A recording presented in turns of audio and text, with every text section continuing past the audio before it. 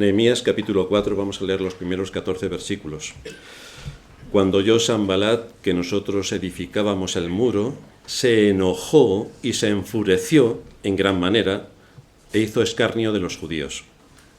Y habló delante de sus hermanos y del ejército de Samaria y dijo: ¿Qué hacen estos débiles judíos? ¿Se les permitirá volver a ofrecer sus sacrificios? ¿Acabarán en un día? ¿Resucitarán de los montones del polvo las piedras que fueron quemadas? Y estaba junto a él Tobías amonita, el cual dijo: lo que ellos edifican del muro de piedra, si subiese una zorra, lo derribará. Oye, oh Dios nuestro, que somos objeto de su menosprecio, y vuelve el bandón, las injurias de ellos sobre su cabeza, y entrégalos por despojo en la tierra de su cautiverio. No cubra su iniquidad, ni su pecado sea borrado delante de ti, porque se airaron contra los que edificaban. Edificamos pues el muro, y toda la muralla fue terminada hasta la mitad de su altura, porque el pueblo tuvo ánimo para trabajar. Pero aconteció que oyendo Sanbalat y Tobías y los árabes, los amonitas y los de Asdod, que los muros de Jerusalén eran reparados, porque ya los portillos comenzaban a ser cerrados, se encolerizaron mucho y conspiraron todos a una para venir a atacar a Jerusalén y hacerle daño. Entonces oramos a nuestro Dios, y por causa de ellos pusimos guarda contra ellos de día y de noche. Y dijo Judá: las fuerzas de los acarreadores se han debilitado y el escombro es mucho, y no podemos edificar el muro. Y nuestros enemigos dijeron: no sepan ni vean hasta que entremos en medio de ellos y los matemos y hagamos cesar la obra. Pero sucedió que cuando venían los judíos que habitaban entre ellos, nos decían hasta 10 veces: de todos los lugares de donde volviereis, ellos caerán sobre vosotros. Entonces, por las partes bajas del lugar, detrás del muro y en los sitios abiertos, puse al pueblo por familias, con sus espadas, con sus lanzas y con sus arcos. Después miré y me levanté y dije a los nobles y a los oficiales y al resto del pueblo: no temáis delante de ellos. Acordaos del Señor grande y temible, y pelead por vuestros hermanos, por vuestros hijos y por vuestras hijas, por vuestras mujeres y por vuestras casas.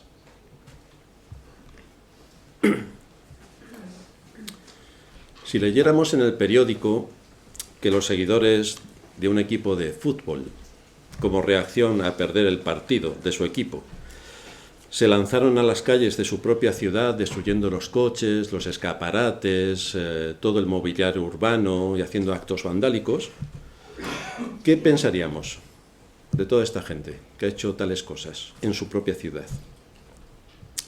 Probablemente por una parte pensaremos que es una reacción violenta completamente inútil y que falta algo de cerebro, porque por más enfadados que puedan estar, no van a cambiar el resultado del partido.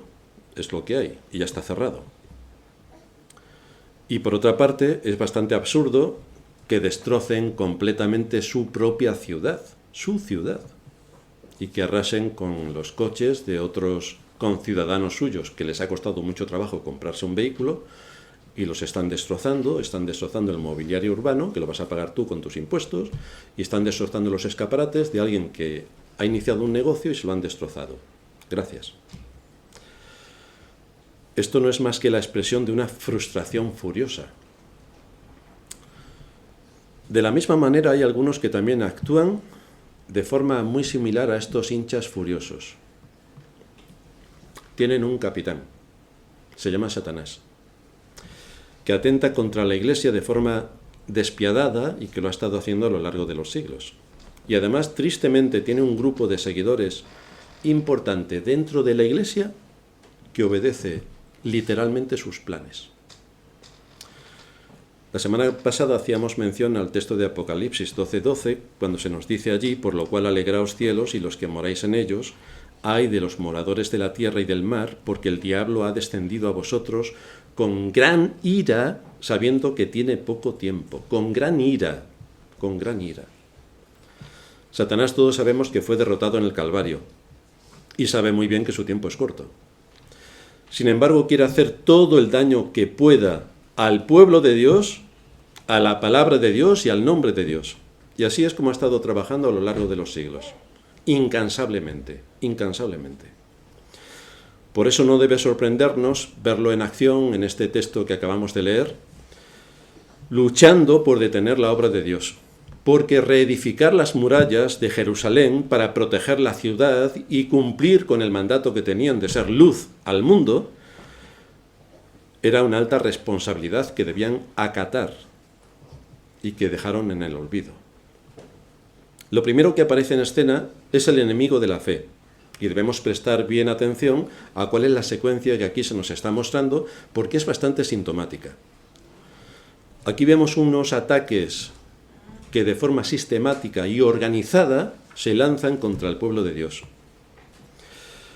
Comienza nuestro texto en el versículo 2, cuando oyó Sanbalat que nosotros edificábamos el muro, se enojó y se enfureció en gran manera.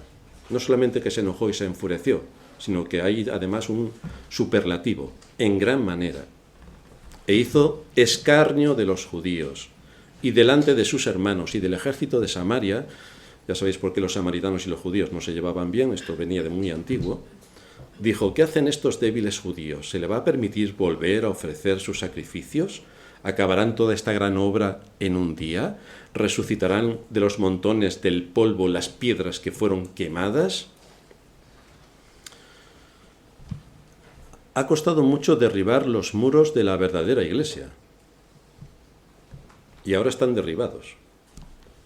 Y nuestros enemigos hacen lo imposible para que las murallas que deberían defender a la iglesia, que es la palabra de Dios la que debería defender a la iglesia, si todos tuvieran claro qué es lo que dice la palabra de Dios, los enemigos de la fe hacen lo imposible para que las murallas no sean levantadas. Porque si fueran levantadas y la iglesia actuase como debía actuar, de acuerdo a los principios y enseñanzas de las Escrituras, no se creería la cristiandad todo el cuento social que le cuentan. No se lo creería. No se creerían todo lo que desde los distintos ámbitos donde se desarrolla la vida, tanto en las ciencias como en las artes, como en las letras, en la política, en la economía, en la religión, todo esto se vendría abajo literalmente y saldría a la luz la realidad que nos envuelve y la mentira que nos domina en todos los ámbitos. Por lo tanto, esto no es algo que se pueda permitir. Así que mejor vivir en la mentira que no conocer la verdad. Por esta causa se inicia una sistemática andanada de ataques contra la fe. En primer lugar, ¿cómo se lleva a cabo esto? Ridiculizando al pueblo de Dios. No sé si a vosotros os ha pasado que os han ridiculizado por decir que creéis en Dios. A mí sí. Y supongo que al resto de vosotros también. En cuanto intentes poner algo de Dios en un contexto donde se desarrolla tu actividad, verás que rápidamente este hombre está mal de la cabeza. Algo le pasa. Es un místico, un beato. Bueno, déjalo que siga con sus creencias. Yo creo en los ovnis, los otros creen en la astrología, y este cree en Dios. Yo creo en el Madrid y el otro en el Barça. Cada uno cree lo que cree y todo lo equiparan al mismo nivel. Pero tenemos un ataque sistemático contra la fe, que empieza, como digo, ridiculizando al pueblo de Dios para que las convicciones que defendemos sean motivo de burla a nivel social y para callar nuestra boca. Esto es lo que hace Sanbalat. Esto es bastante antiguo. No han inventado hoy nada nuevo. Sanbalat se enojó y se enfureció en gran manera y hizo escarnio de los judíos y habló delante de sus hermanos y del ejército de Samaria y dijo, ¿qué hacen estos débiles judíos? ¿Qué hacen? Pero esto es una copia exacta de lo que ocurre en nuestros días contra nosotros como pueblo de Dios. Lo que pasa es que no somos conscientes del ataque. Pero si piensas un poco, tú no puedes hablar de tu fe en ningún sitio. Así que no sé si esto es un ataque o qué es. Si nos dedicamos a reedificar las murallas y predicar lo que desde hace siglos predicaron los apóstoles, lo que predicó la Iglesia históricamente, lo que predicó San Agustín, lo que predicaron los reformadores, si predicamos esto, se nos escarnece y somos motivo de burla por defender al Dios creador, al Dios legislador y al Dios redentor. Somos objeto de burla en la cristiandad por decir que Dios es soberano y que como es soberano lleva a cabo sus planes sin que nadie detenga su mano, que es lo que enseña la Escritura. Por decir esto en la cristiandad ya somos motivo de escarnio. Estos reformados. Y empiezan a saltar culebras y sapos por la boca de cualquiera. Ellos prefieren un evangelio vulgar. Porque así todos caben. No hay requisitos para entrar. Y así que no vas a salir. Un evangelio sin fundamento lógico ni bíblico, emocional. Y por las emociones, todos son ganados por las emociones. Es curioso porque Miguel Ángel tuvo una buena idea cuando construyó la Basílica de San Pedro, que tiene una forma arqueada a los dos lados, porque su intención era: venid todos, venid, todos cabéis, todos sois bienvenidos al engaño estratosférico. Y así es como la cristiandad, en el contexto evangélico, también se muestra, sin ningún fundamento lógico ni bíblico, solo emocional, porque es lo que funciona. Se asume que saliendo por las calles y repitiendo hasta la saciedad: arrepiéntete, arrepiéntete, la gente se va a arrepentir. Vamos, si por mi calle pasan así, lo mismo se llevan un tomatazo. Pero la gente cristiana, tan buena que es, cree que por decir 27 veces arrepiéntete, la gente se arrepentirá así de sopetón. La gente se convertirá en masa. Pero esto no es otra cosa sino escarnecer el Evangelio. Esto es dejar el Evangelio a la altura del suelo. Esto es una de las grandes cosas que Dios nos ha dado, que es su palabra, y que es el Evangelio, que es el don más precioso que Dios anuncia a la humanidad, es rebajarlo a la miseria más absoluta. Porque alcanzar a todos no quiere decir que sea vulgar. Hay cosas que no son vulgares y a todos nos alcanzan. Por ejemplo, todos lleváis un teléfono móvil, y esto no es vulgar. Sería vulgar si llevaseis una patata. Eso sí que sería vulgar. Pero esto es lo que se hace con el Evangelio. En vez de posicionarlo al lugar que le corresponde, entre las altas ciencias, no, se vulgariza, se ridiculiza, se deja a la altura del suelo para que así todos vendrán a entender qué es lo que dice el Evangelio. Pero esto es un escarnio completo contra la palabra de Dios. Desde fuera también somos ridiculizados por esta sociedad que dice ser tan permisiva y que lucha tanto a favor de las minorías. Pero en nuestro caso no podemos abrir la boca para decir, por ejemplo, que la teoría de la evolución corresponde a la categoría de filosofía especulativa, ya que enseñan la teoría de la evolución en los colegios, que nos permitan enseñar en los colegios la doctrina de la creación, y luego que cada uno elija lo que quiere creer, pero que se nos dé también la misma posibilidad. No enseñan la teoría de la evolución, que es filosofía especulativa, porque no nos dejan enseñar la doctrina de la creación, que es teología. Por lo menos que estemos al mismo nivel de impartir conocimiento que está el mal en medio de nuestra sociedad. Pero eso no ocurrirá. Eso no ocurrirá. Por supuesto, hay que defender el derecho que tiene una mujer a lo que todos sabéis. No lo digo porque si no nos cortan. Entonces, mejor descuartizamos al bebé en el seno materno, porque no es un ser humano, que permitir que viva, porque es un derecho de la mujer. Claro, si tú tomas un huevo de un águila real y lo destruyes, prepárate para pasarte varios años de cárcel. Porque eso sí es un águila real. Ahora, un bebé en el seno materno no es un ser humano, es una célula, de no se sabe qué. Pero puedes abortar hasta las 21 semanas y luego también. Pero eso no es un ser humano hasta que no sale al exterior. ¿Y el huevo qué es? Entonces, son cosas incomprensibles. Bueno, son comprensibles porque estamos dominados por el mal. Pero esto es otra cosa más de la batalla contra la fe, contra nuestra fe. Eso sin entrar en todo lo que la política está imponiendo en los últimos años, donde el sentido común brilla por su ausencia, y que atenta contra la fe, contra la vida, contra la libertad y contra la verdad. Contra todo eso atenta. Así que, evidentemente, tenemos que reconstruir nuestras murallas. Por otra parte, cabe destacar que este pueblo, que iba a reedificar las murallas, esto corresponde a la estructura de la ciudad que le da consistencia, que le da protección. Es una salvaguarda. La protege contra los ataques del enemigo, a la vez que también contraargumenta el relato oficial de acuerdo al papel que Dios le ha asignado, Y en el caso de Jerusalén era ser luz a las naciones. Y en el caso de la Iglesia es ser también la misma luz a las naciones. Y desde luego no crearnos nada de los cuentacuentos que nos cuentan todos los días. Por tanto, se quiere seguir derribando aquello que le da a la Iglesia fortaleza y vigor. Se quiere derribar la palabra de Dios, se quiere menospreciar, ridiculizar e impedir el desarrollo natural en aquel tiempo de la ciudad, en nuestro tiempo de la Iglesia, en cuanto a su relación con Dios, según su palabra. Por esa razón encontramos a Sanbalat diciendo, se les permitirá, versículo 2, ¿se les permitirá volver a ofrecer sus sacrificios? Esto es interesante porque el ataque lo recibe la adoración. El ataque lo recibe la adoración. Es decir, tenemos que impedirles que construyan las murallas.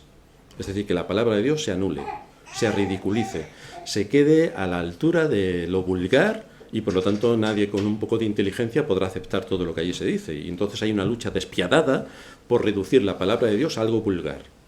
Y en segundo lugar, la adoración. ¿Se les permitirá volver a ofrecer sacrificios? La Escritura dice que Dios es espíritu y los que le adoran en espíritu y en verdad es necesario que le adoren. Esto es bastante interesante y olvidado. Es decir, no caben imágenes que identifiquen a Dios con cualquier criatura, porque no tenemos una imagen de la deidad, ya que Dios es espíritu. Y además el segundo mandamiento es bastante contundente. No te harás imagen de lo que está arriba en el cielo, ni abajo en la tierra, ni en las aguas debajo de la tierra. No te inclinarás a ellas, ni las honrarás. A pesar de ser tan manifiestamente claro, ya vemos la Iglesia de Roma lo que hace. Pero adorarle en verdad implica, no solamente hay que adorarle en espíritu, sino en verdad, implica que debemos hacerlo de acuerdo a lo que Él establece en su palabra. Y el término usado en la Escritura para adorar significa postrarse reverentemente. Postrarse reverentemente. Vamos a adorar a Dios. Nos postramos reverentemente. En contraste a esto, lo de, ya falta decir ole en las iglesias, postrarse reverente no sé cómo encaja. Y lo de hacer así con las manitas para arriba esperando no sé qué, respecto a postrarse reverentemente tampoco sé cómo encaja. Esto se hace en muchas iglesias. Pero de acuerdo a la Escritura, esto no tiene ningún encaje. Por supuesto, en tu casa puedes hacer lo que quieras. En el culto de adoración pública, esto no es así. Es bastante contundente la enseñanza de la Escritura. De manera que si nos ponemos a dar palmas, a brincar, a traer el tipo de música que le gusta al mundo, pero con letra evangélica, o a tener todo tipo de entretenimiento que tiene el mundo, pero entretenimiento evangélico, donde se pueden contar chistes evangélicos, eso parece que es normal, pero esto no es lo que enseña la Escritura. Nosotros somos llamados a someternos a la autoridad que establece la palabra de Dios, la Escritura. Pero los enemigos de la verdad, como Sanbalat, es lo que también quieren erradicar, la adoración. No solamente hacemos un atentado contra la palabra de Dios, ridiculizándola y que aparezca públicamente y socialmente sea vista como algo ridículo, sino que también la adoración se destruye. ¿Y nosotros dejaremos que en nuestra propia iglesia los enemigos de la verdad nos ataquen de esta manera? Porque no podemos hacer nada por la cristiandad, pero sí podemos hacer mucho por nuestra iglesia. Es por esto que cada día del Señor somos expuestos a su palabra para que nuestra conciencia sea moldeada de acuerdo a las Escrituras. Es la Escritura la que tiene autoridad, no es el pastor, no es la denominación, no es lo que a mí me gustaría, es la Escritura. Somos llamados a someternos a la enseñanza de la Escritura y para eso tenemos que tener argumentos y tenemos que tener consistencia y rigor a la hora de explicar las Escrituras. Esto es lo que recibimos, pero también hay una responsabilidad en cuanto a lo que nosotros debemos dar. Porque claro, aquí venimos a recibir la palabra de Dios, pero luego con la palabra de Dios que hemos recibido, ¿qué hacemos? ¿Qué hacemos? Tenemos que repeler el ataque del que somos objeto y además del que el maligno continuamente intenta introducir dentro de los ámbitos de la Iglesia. No me refiero a nuestra iglesia solamente, sino a cualquier iglesia sana que quiera servir a Dios y seguir según la Escritura nos muestra, va a tener multitud de dificultades. Fijaos lo que dice el versículo 7. Aconteció que oyendo Sanbalat y Tobías y los árabes, los amonitas y los de Asdod, que los muros de Jerusalén eran reparados porque ya los portillos comenzaban a ser cerrados, se encolerizaron mucho. Otra vez viene el aumentativo. Y conspiraron todos a una para venir a atacar a Jerusalén y hacerle daño. Entonces oramos a nuestro Dios y por causa de ellos pusimos guardia contra ellos de día y de noche. Es decir, que cuando la obra de Dios empieza a tener consistencia y aquello presenta una estructura que es una fortaleza contra la mentira y contra el engaño, cuando se descubre la trama de este mundo en la ciencia y en la religión, entonces debemos abrir bien los ojos para impedir que Satanás actúe por medio de algunos levantando una conspiración desde dentro para derribar a la Iglesia. Para derribar a la Iglesia. Muchos lo quieren ignorar, pero atacar a la Iglesia no es buena idea. No es buena idea. Esto no es otra cosa sino atacar la fe, atacar la palabra y atacar el nombre de Dios. Es intentar eliminar los distintivos cristianos que nos dan la esencia de lo que somos delante de Dios como hijos suyos. Y es atentar contra la unidad y la paz del pueblo de Dios, lo cual está absolutamente prohibido por la Escritura. Así que los que como Sanbalat y sus amigos pretenden conspirar, pues que sepan que son armas en las manos de Satanás para intentar derribar la Iglesia, que es su principal propósito. Ante esto nos dice Nehemías que se pusieron a orar. Pensando en la conspiración que estaba preparando Sanbalat, se pusieron a orar, con firmeza, con constancia. Pero no solamente se quedó aquello en la oración, sino que añade, pusimos guarda contra ellos de día y de noche. Desde luego, si esto ocurre en las iglesias nuestras, en la cristiandad quiero decir, pues se le da un tratadito al que está así un poco de lado para que se lea los 5 puntos de cómo puedes llegar a ser salvo, porque a lo mejor no te has enterado todavía, le invitamos a comer a casa sin echarle cianuro y le hacemos otras cosas a ver si haciéndole la pelota se le va un poco ese amargor que tiene. Pero esto no es lo que hizo Nehemías. En una guerra no puede ser impreciso, ni titubeante, ni por supuesto cobarde. Dios ha puesto en nuestras manos la defensa del Evangelio. Nos ha dado una iglesia, Y es nuestro deber, la iglesia siendo columna y baluarte de la verdad, es nuestro deber, el de todos nosotros, cerrar filas en cuanto a las enseñanzas de las Escrituras, porque los ataques continúan. Así que tenemos un deber para con Dios y para con nuestros hermanos, para la iglesia, tenemos todos un deber. Versículo 11. Y nuestros enemigos dijeron, no sepan ni vean hasta que entremos en medio de ellos y los matemos. Llegamos a parar esa obra. El asunto era mezclarse con el verdadero pueblo de Dios y desde dentro, como ya han indicado, corromper la adoración y eliminar la palabra. Corromper la adoración y atentar contra la fe, anulando la autoridad que la palabra ostenta por sí misma. Yo no sé si sabéis esto, no sé si conocéis al cuco. El cuco es una ave. Por eso a veces se utiliza la palabra, este es muy cuco. ¿Sabéis lo que hacen los cucos? La mamá cuco tiene que poner su huevo cuando llega el tiempo, solamente pone uno. Entonces hay muchos nidos que en una época concreta todos tienen sus huevos para que nazcan sus pollitos. Entonces la mamá cuco, que es un poco vaga, va a uno de los nidos donde ya han puesto huevos el resto de aves y deja el suyo, que es exactamente igual que el resto. Siempre lo suele dejar en una categoría inferior en la naturaleza de las aves, o sea, una ave que sea más pequeña que ella. Los huevos eclosionan, entre ellos el del cuco. Y empiezan a pedir alimento. El cuco empieza a desarrollarse mucho más que el resto de los pollitos. Y entonces cuando llega la mamá para llevar el alimento, el cuco es el primero que abre la boca porque está más adelantado que el resto y es el que recibe casi todo el alimento. Para asegurarse de que no va a tener competencia, el cuco va echando uno a uno al resto de pollitos. Y cuando pasan muy pocas semanas, el cuco es el único pollito que hay. Todos los demás pollitos han saltado del nido, no por su propia voluntad. Así que esa pareja de esas otras aves está alimentando al cuco que no es su hijo y que ha matado a sus verdaderos hijos. Lamentablemente, esto puede ocurrir en la Iglesia. De hecho, ha ocurrido a lo largo de los siglos.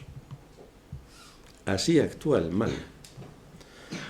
Ocupa un lugar que no le corresponde, pero se lo hace pasar también al pueblo de Dios. ¿Que quién se va a preocupar? ¿Quién va a imaginar que pasándonoslo tan bien, esto puede ser un engaño? Pues efectivamente. De esto nos advierte el apóstol Pablo cuando dice en 2 de Tesalonicenses 2:4, el cual se opone y se levanta contra todo lo que se llama Dios o es objeto de culto. Tanto, ¿cómo se opone? ¿Cómo se levanta contra Dios? Tanto que se sienta en el templo de Dios como Dios, haciéndose pasar por Dios. Tú piensas que estás adorando, pero no estás adorando. Tú piensas que estás recibiendo la palabra, pero no la estás recibiendo. Tú piensas que, pero te ha pasado como al cuco.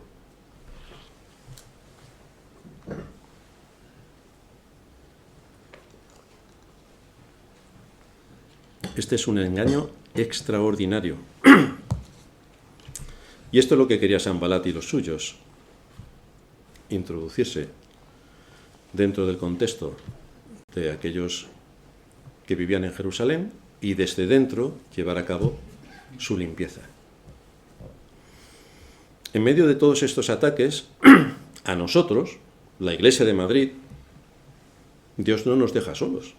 No nos deja solos. Dios tiene un medio eficaz para repeler estos ataques y contrarrestarlos. El primero es la predicación de su palabra, que tiene que ser sana y rigurosa. Y el segundo, formarnos para repeler el ataque. Por eso dice el versículo 13, entonces por las partes bajas del lugar, dentro del muro y en los sitios abiertos, puse al pueblo por familias, con sus espadas, con sus lanzas y con sus arcos. Aquel pueblo de Israel del pasado, Dios les envió a Nehemías para dirigirles, para consolarles, para alentarles, para guiarles, para defender la fe.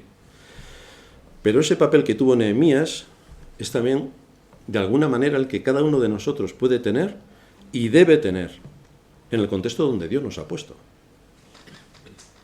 El mismo apóstol Pablo nos habla también en este sentido, en el texto de introducción que leíamos. Pero Dios que consuela, dice 2 Corintios 7:6, pero Dios que consuela a los humildes o a los deprimidos, nos consoló. Algo de lo que siempre debemos estar seguros, sea cual sea nuestra situación, es que Dios siempre consuela, porque esa es su promesa. El Dios que ha permitido que seamos atribulados por todos lados, como decía Pablo, el Dios que permite que un Sanbalat conspire y prepare un engaño mortal para destruir desde dentro al pueblo de Dios, haciéndose pasar por lo que no es, resulta que este mismo Dios es quien nos va a defender por medio del uso apropiado de su palabra, que nos instruye y nos equipa, y también por algo que debemos hacer cada uno de nosotros en la medida de nuestras posibilidades. Hablando de la consolación, 2 Corintios 1:3 nos dice: bendito sea el Dios y Padre de nuestro Señor Jesucristo, Padre de misericordias y Dios de toda consolación. O Isaías 66:13, como uno a quien consuela a su madre, así os consolaré yo en Jerusalén, seréis consolados. O el Señor cuando dicen las bienaventuranzas, bienaventurados los que lloran, porque ellos serán consolados. Ahora bien, ¿cuál es el medio que Dios usa comúnmente para consolarnos, para alentarnos, para guiarnos, para dirigirnos. Lo hace por medio de su palabra, pero ¿hay algo más? ¿De qué manera trae consuelo cuando estamos en una batalla? Pues aquí, siguiendo lo que nos dice Nehemías, debemos orar y actuar. Fijaos lo que dice el versículo 6 y 7 del texto de Corintios. Pero Dios, que consuela a los deprimidos, nos consoló. ¿Y cómo lo hizo? Con la llegada de Tito. Vaya. Con la llegada de Tito.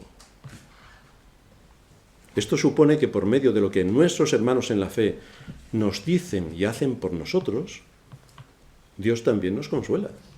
Palabras de ánimo, palabras de aliento, ayuda, motivación.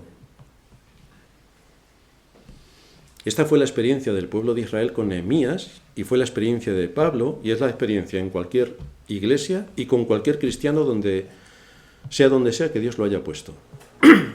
El ser de aliento, de consuelo, de atención, de motivación, es un trabajo que todos podemos hacer y es una enorme aportación al beneficio del conjunto de la iglesia, porque entonces la iglesia empieza a funcionar tal y como Dios ha establecido que debe ser una iglesia. Si somos miembros los unos de los otros, tenemos que recordar que cuando un miembro se duele, todos se duelen con él, todos. Tenemos que ser sensibles a situaciones sensibles. Tenemos que usar palabras que edifiquen, tenemos que alentarnos los unos a los otros para que la palabra de Dios nos siga dando esperanza, porque esto nos da ánimo en nuestra batalla contra el enemigo. No estamos solos, no estamos solos. Estamos en medio de un pueblo al que Dios ha llamado a la salvación, que se reúne en un lugar concreto, con personas concretas, a quien debo apoyar, atender, cuidar, asistir en la medida de mis posibilidades. Esta fue la experiencia del apóstol que nos dice en el versículo 7, y no solamente nos consoló el Señor con la venida de Tito, sino también con la consolación con la que él había sido consolado en cuanto a vosotros, a la iglesia de Macedonia, haciéndonos saber vuestro gran afecto, vuestro llanto, vuestra solicitud por mí, de manera que me regocijé aún más. ¿Qué es lo que más hace destacar a una iglesia en el cumplimiento de su deber? O estos hombres y mujeres que estaban allí en Jerusalén con las murallas medio derribadas todavía, ¿qué es lo que les podía alentar con todos los enemigos que tenían a su alrededor? Nehemías no se puso a leerles el Salmo 119, no, quiso estar cerca de ellos, participar con ellos, organizarse con ellos, trabajar con ellos, y ellos con Nehemías. Esto fue una labor de todos, entre todos y para todos, por el bien del pueblo de Dios y por la extensión de su reino. Estos hermanos a los que hace mención el apóstol Pablo fueron sensibles a la situación de Pablo.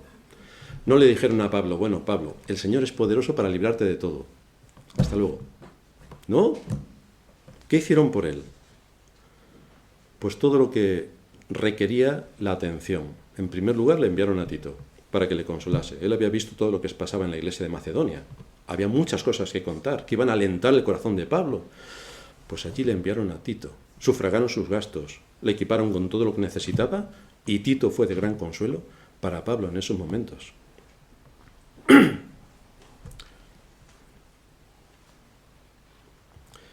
Este es también, por tanto, nuestro papel. ¿Qué ocurre cuando nos visita la depresión? Muchos dicen, los cristianos no tienen depresión. Pues muchos de los puritanos tenían depresión. No se puede deprimir por muchas cosas. Pueden ser asuntos físicos o psíquicos, o espirituales. Pero ¿qué ocurre cuando nos visita la depresión?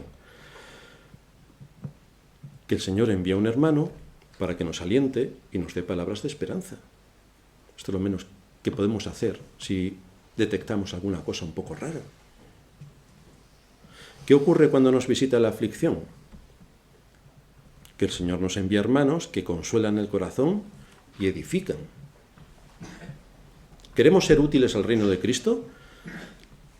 Entonces el Señor pone delante de nosotros la oportunidad para traer consuelo y paz al corazón afligido y para cubrir otras necesidades que puedan darse. Pero esto es edificar dentro de la iglesia.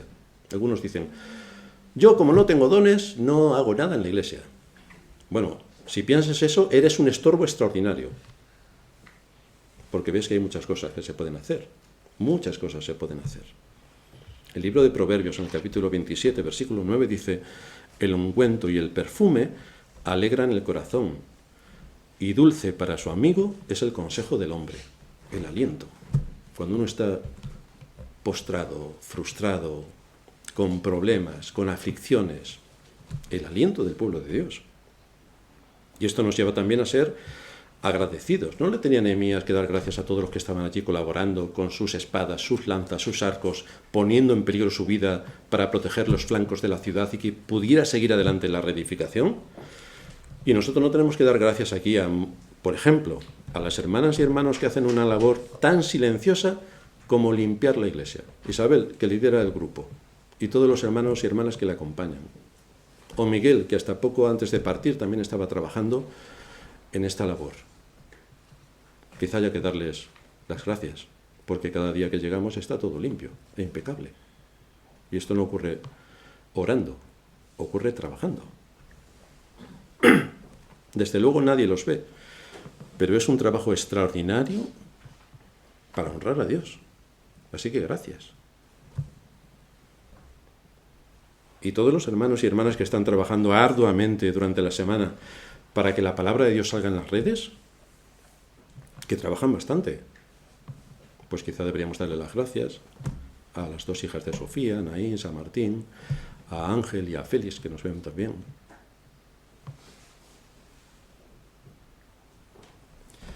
Gracias también a Moja y su esposa Ros, que vienen mucho antes de que se inicie el culto para abrir las puertas, y que cuando llegue el primero, las puertas ya están abiertas.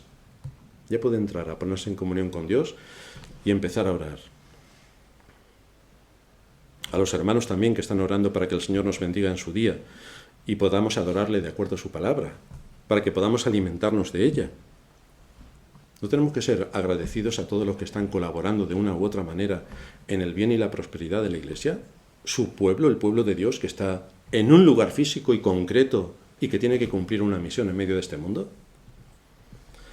Fijaos que Nehemías no trabajó solo, sino que muchos se pusieron manos a la obra y unos a otros se alentaron, se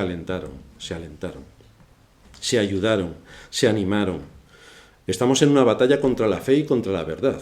Y como soldados de un mismo ejército tenemos que animarnos los unos a los otros. Tenemos que alentarnos los unos a los otros. Tenemos que mostrar el amor de los unos hacia los otros. Por eso Nehemías anima a los suyos en el versículo 14. Cuando vi su temor por todo lo que estaba ocurriendo y por todo lo que aparentemente el miedo imponía, me levanté y dije a los nobles, a los oficiales y al resto del pueblo: no tengáis miedo. Acordaos del Señor, que es grande y temible, y luchad por vuestros hermanos, vuestros hijos, vuestras hijas, vuestras mujeres y vuestras casas.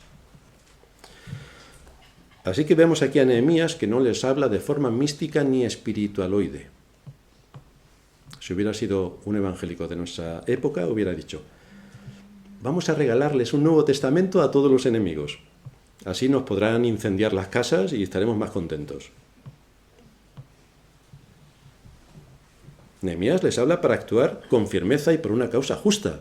Al enemigo no le puedes perdonar la vida, salvo que se rinda. Lo que estaba en juego era el futuro de sus seres queridos, su seguridad física y su prosperidad espiritual. La consistencia que ellos tenían como nación y también la esencia que tenían como pueblo de Dios. Así que por tal razón no podían darse por vencidos. Pero fijaos que no apela a nada emocional. Ni vamos a cantar todos coritos y así se ahuyenta el enemigo. Desde luego, si cantaban mal, el enemigo saldría corriendo por la lluvia que vendría después. Pero no empezó a hacer la cantidad de barbaridades que la cristiandad en nuestros días se imagina que puede hacer para combatir el mal. Ellos no se pusieron tampoco a cantar coritos, ni a regalar geranios a aquellos que tan mal les caía, ni a repartir literatura para ver si se convertían. Hombre, que estamos en una guerra. Estamos en una guerra. Dice el libro de Proverbios 24:6, porque con ingenio harás la guerra. Y estamos en una guerra. No pretendemos que el presidente del gobierno se convierta. Pretendemos combatir su ideología. combatir su ideología. Es lo que tenemos que hacer. Pero, como en cualquier guerra, esto requiere conocimiento y estrategia. Conocimiento y estrategia. Requiere actuar con firmeza y determinación. Requiere identificar al enemigo y requiere luchar implacablemente contra él. Pero para eso necesitamos fortaleza. Esa es nuestra lucha. No tenemos que luchar en medio de una generación perversa a favor de nuestros hermanos en la fe. No tenemos que luchar por nuestros hijos e hijas, por nuestras mujeres y por nuestras casas, porque tenemos que luchar literalmente por todo esto. No tenemos que hacer frente a estas trampas diabólicas que procuran el borrado sistemático del nombre de Dios de todos los entornos académicos, sociales y políticos que lo quieren raer de todos los sitios. No tenemos que identificar todo el mal que desde las altas instituciones atenta contra la vida, contra la libertad y contra la verdad. No tenemos que presentar batalla contra todo esto. No tenemos que forjar y formar nuestras conciencias para repeler todos estos ataques. Aquellos antepasados nuestros lucharon por su prosperidad física y espiritual. Y ante nosotros tenemos el mismo reto. Porque hay una lucha espiritual que quiere someter la conciencia de nuestros hijos al relato único que nos imponen. Quieren someter nuestras convicciones bajo su dominio. Quieren raer y ridiculizar la palabra de Dios. Desde luego quieren destrozar la adoración, que ya lo han conseguido en un altísimo porcentaje, y quieren que todo quede en nada. Quieren acabar con las leyes naturales que nos dio nuestro Creador, que es el único que tiene el poder para dar y quitar. La lucha que tenemos delante es gigantesca. Tenemos que luchar contra todo un sistema corrompido y engañoso. Y a la vez tenemos que enseñar a nuestros hijos el temor del Señor, para desprogramarles de la corriente social que les abruma por todos sitios. Y al igual que hicieron estos antepasados de Israel, nosotros también tenemos que usar una mano para poner los ladrillos y edificar la iglesia, y en la otra tener la espada de la palabra para defendernos como iglesia. Y desde luego no esperamos que nadie de los que están en la iglesia coja esa misma espada de la palabra, que es para defendernos de los ataques de los enemigos, y la use contra nosotros. Eso es lo que no esperamos. Esto es lo que tristemente suele ocurrir en las iglesias, pero esto es lo que no esperamos. Esto es incompatible con ser cristiano. ¿Y a qué conclusiones nos lleva todo esto? Pues aquí se nos ilustra el ataque del creyente contra Satanás, de la iglesia contra Satanás. Satanás es el enemigo de Cristo y de todo aquel que se identifique con Cristo. Cristo le venció en la cruz y se acabará todo en su segunda venida. Pero mientras tanto, sabe que su tiempo es corto y hace todo lo que está al alcance de su mano para corromper absolutamente todo y dañar lo más que pueda a la iglesia. Así que si es el enemigo de Cristo, lo mismo también es nuestro enemigo, aunque la cristiandad lo tiene casi por amigo, o en el peor de los casos lo ignora completamente, como, bueno, Satanás es un ser creado más que está por ahí pululando en los cielos, pero aquí no viene mucho. Pero Satanás está en medio de todo, corrompiendo absolutamente todo. Satanás nos odia extraordinariamente, especialmente a la iglesia. Está furioso y rabioso como Sanbalat. De ahí que se nos presenta en las Escrituras como un león rugiente que está mirando a quién devorar. Esto es lo que ilustra la Escritura en el caso de Sanbalat. Sucedió que cuando Sanbalat se enteró de que estábamos reedificando la muralla, se enfureció y se enojó mucho, mucho. Y entre muchas cosas, lo que más enfurece a Satanás es el avance de la obra de Cristo en el mundo, como a Sanbalat, lo mismo. Así que nuestro crecimiento espiritual, la salvación de las almas, la predicación fiel del Evangelio, la adoración bíblica, la unidad y la paz en la iglesia, todas estas cosas le llenan de furia y de odio y quiere acabar con la iglesia por todos los medios. Por eso actúa y lo hace tratando de detener la obra de Cristo, que no se sigan edificando las murallas, que la predicación se derrumbe, que no haya predicadores, o que cuando hay un predicador te cuente 4 cuentos y 2 chistes para que te lo pases fenomenal, pero no aprendes nada. Cuando el Señor dice, yo edificaré mi iglesia y las puertas del Hades no prevalecerán contra ella, es porque el diablo está insistentemente atacando la iglesia, insistentemente, continuamente. ¿Y cómo lucha Satanás para lograr que la obra de Cristo se detenga? Pues provocando el deterioro espiritual, impidiendo que se edifiquen las murallas, como vemos aquí en nuestra historia, creando descontento. Todo lo que queda, como creó descontento también entre estas personas que llegaron hasta la mitad de la obra y dijeron, pero si todavía nos queda la mitad, y el descontento les invadió. O introduciendo a personas que solamente vienen con el propósito de derribar las murallas, como también ocurrió aquí. Pero hombre, esperamos que el pueblo de Dios vengan a ayudarnos, vengan a sumarse a todos los que ya estamos, vengan a poner sus manos y su inteligencia en edificar, en ayudar, en aportar. Y no me estoy refiriendo a nivel económico, porque hay muchas cosas que podemos aportar. Pero no. Muchos llegan a las iglesias con el ánimo de derribar, como ocurre en nuestra historia. Y otro de los elementos que usa Satanás de una manera realmente impactante es provocando el desaliento. Esto nos puede afectar a todos. En cuanto nos despistemos un poco, el desaliento nos llega. ¿Qué será de una iglesia en la que la mayoría de sus miembros están siendo afectados por el descontento? Hundidos. ¿Qué podemos hacer nosotros en este mundo? Pues no sé lo que podemos hacer, pero tenemos que hacer lo que Dios en su palabra dice que tenemos que hacer. Nada más. Luego que el mundo se hunde, creen en los marcianos o en cualquier otra cosa, no es problema nuestro. Nuestro problema es que la iglesia tiene que ser columna y baluarte de la verdad, donde una luz, por muy pequeña que sea, alumbre. Ese es nuestro propósito. Y es lo que Dios nos manda. Es por esto que tenemos un mandato. Pablo dice en 1 de Tesalonicenses 5:11, por lo cual animaos unos a otros y edificaos unos a otros. Vaya mandato. Fijaos que no dice si es posible, si te viene bien, si te parece oportuno, si tienes ganas. No. Es un mandato imperativo. Animaos unos a otros y edificaos unos a otros, porque somos la familia de la fe y somos las familias las que sustentamos y apoyamos la iglesia. La iglesia está compuesta de familias. Son las familias, como ocurría en el caso de Nehemías, él puso a las familias en los lugares estratégicos, a las familias, para que defendieran los flancos. Y así también estamos nosotros. Las familias, como familias, tenemos que levantar las murallas de la iglesia. Y esto lo hacemos, como hemos dicho, animándonos, exhortándonos, alentándonos, consolándonos, cuidándonos, atendiéndonos. Porque no hacer esto es hacerle la obra a Satanás, que va a procurar cualquier cosa para que haya rencillas, para que alguna raíz de amargura empiece a crecer. Y como no se corte, la raíz de amargura lo ocupa todo y es el desastre colosal de la iglesia.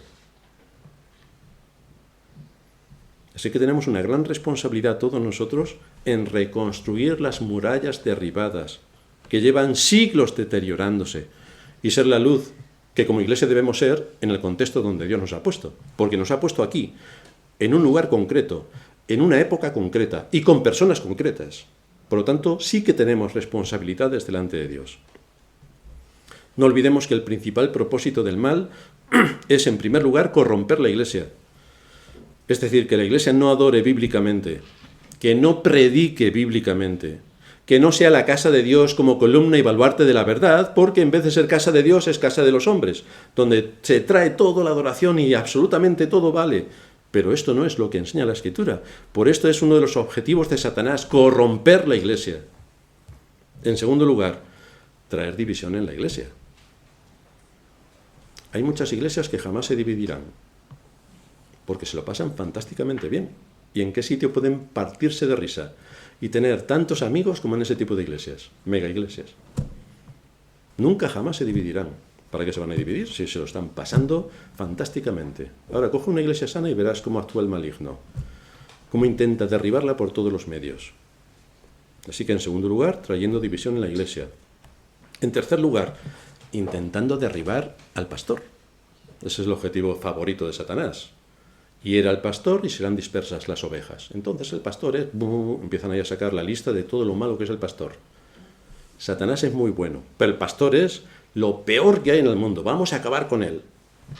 Bueno, esto es hacer el trabajo a Satanás de arriba abajo.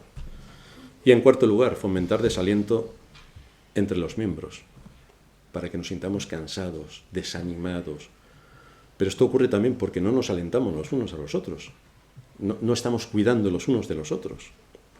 Por eso tenemos que esforzarnos y aprender esta lección a la que nos expone Nehemías. Orar y actuar con inteligencia en contra de los ataques que desde todos los ámbitos se vuelcan sobre la Iglesia y atentan contra la fe. Dice el salmista en el Salmo 144, bendito sea Jehová mi roca, quien adiestra mis manos para la batalla y mis dedos para la guerra. Y estamos en una guerra, así que tenemos que estar bastante equipados para la batalla que nos espera y tenemos que ser hábiles en el uso de las armas que Dios ha puesto a nuestra disposición para combatir el mal que nos asedia.